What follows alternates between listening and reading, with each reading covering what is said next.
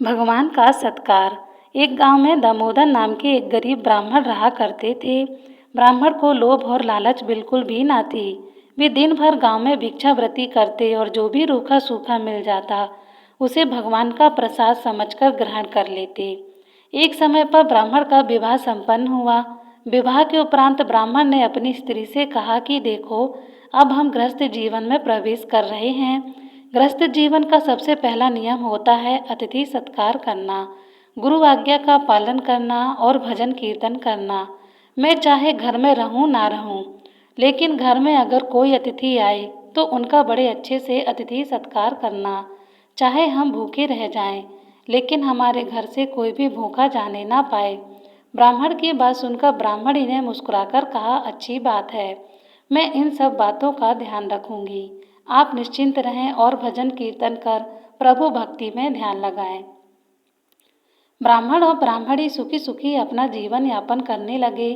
ब्राह्मण रोज सुबह अपने घर से भिक्षावृत्ति के लिए आसपास के गांव में जाते और जो कुछ भी मिलता उसे प्रभु इच्छा मानकर ग्रहण करते।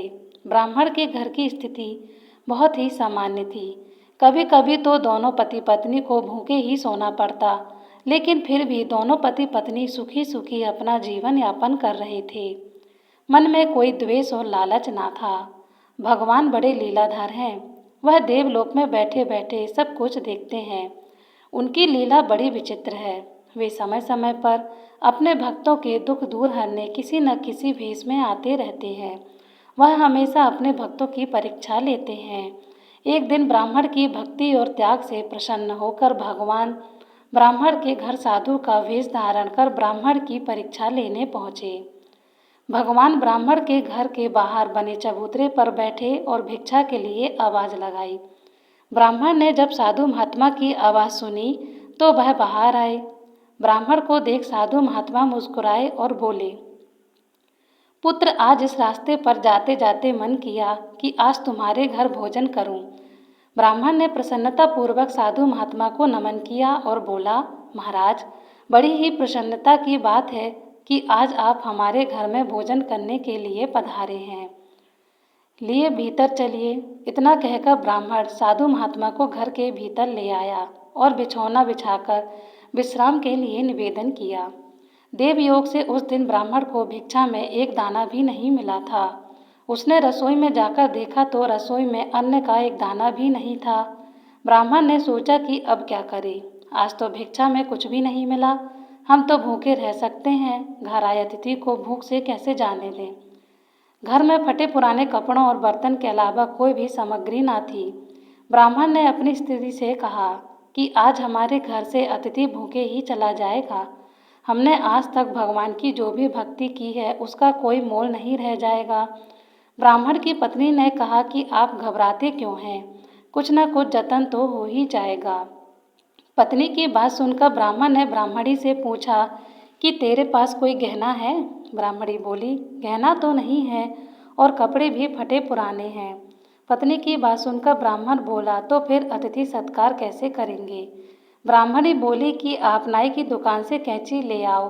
ब्राह्मण नाई की दुकान से कैंची ले आया।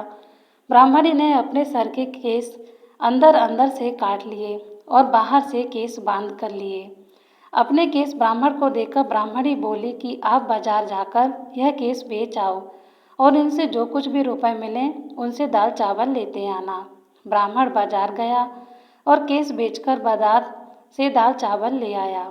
दोनों पति पत्नी ने बड़े आदर से साधु महाराज को भोजन कराया। भोजन कर साधु महात्मा बोले, वत्स, इस भरी दोपहरी में मैं कहाँ जाऊँगा, इसलिए आज दिन में तुम्हारे यहीं विश्राम कर लेता हूँ। साधु महाराज की बात सुनकर ब्राह्मण ने प्रसन्नतापूर्वक कहा कि बड़ी अच्छी बात है महाराज, आपकी सेवा का इससे अच्छा अवसर नहीं मिल सकता। इतना कहकर ब्राह्मण साधु महाराज के चरणों के पास बैठकर उनके पैर दबाने लगा। अब परेशानी महाराज के शाम की भोजन की थी। ब्राह्मण फिर महाराज के भोजन की चिंता करने लगा। अपने पति को चिंता में देख ब्राह्मणी बोली कि आप व्यर्थ चिंता ना करें, मैं हूँ ना कुछ जतन हो जाएगा। शाम को ब्राह्मणी ने अपने सर के बचे हुए केस काटकर ब्राह्मण को दिए और ब्राह्मण से दाल चावल खरीद लाने को कहा। ब्राह्मण बाजार से दाल चावल ले आया। रात्रि भोजन में भी दोनों पति पत्नी ने बड़ी ही प्रसन्नता और आदर के साथ साधु महाराज को भोजन कराया। भोजन करने के बाद साधु महात्मा बड़े प्रसन्न हुए और वत्स, तुम्हारे प्रेम से मैं तृप्त हो गया हूँ, लेकिन अभी अंधेरा है, मैं कहाँ जाऊँगा, सोच रहा हूँ आज रात्रि यहीं विश्राम कर लूँ।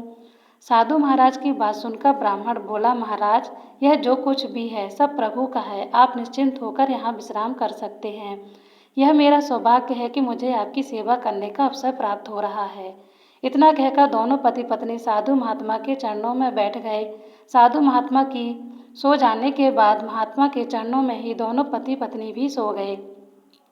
जब दोनों पति पत्नी सो गए तब महात्मा जी जाग बैठे और उन्होंने ब्राह्मण को आशीर्वाद दिया कि तुम्हारे सारे दुख दर्द दूर हो जाएं, तुम्हारी पत्नी के केस भी लौट आए और धन धान से घर भर जाए। इतना कहकर साधु महात्मा अंतर्ध्यान हो गए। सुबह जब ब्राह्मण और उसकी पत्नी उठे तो उन्होंने देखा कि उनके कपड़े ठीक हो गए थे, ब्राह्मणी के केस भी वापस आ गए थे, लेकिन साधु महात्मा कहीं दिखाई नहीं दे रहे थे। उन्होंने सोचा, हो न हो वे कोई पहुँचे हुए साधु महात्मा थे जो हमें आशीर्वाद स्वरूप यह सब दे गए। ब्राह्मणी ने जब अपने घर को देखा तो वह रोने लगे और महाराज, हमसे आपको पहचाना नहीं, कहीं हमसे महाराज की सेवा में कोई कमी तो नहीं रह गई, हम अनजान थे महाराज, हमें क्षमा करो। ब्राह्मण की विनती सुनकर भगवान प्रकट हुए और बोले कि तुम्हारे प्रेम पूर्वक भोजन करवाने से मैं बहुत तृप्त हुआ, तुम सुखी रहो। इतना कहकर भगवान अंतर्ध्यान हो गए।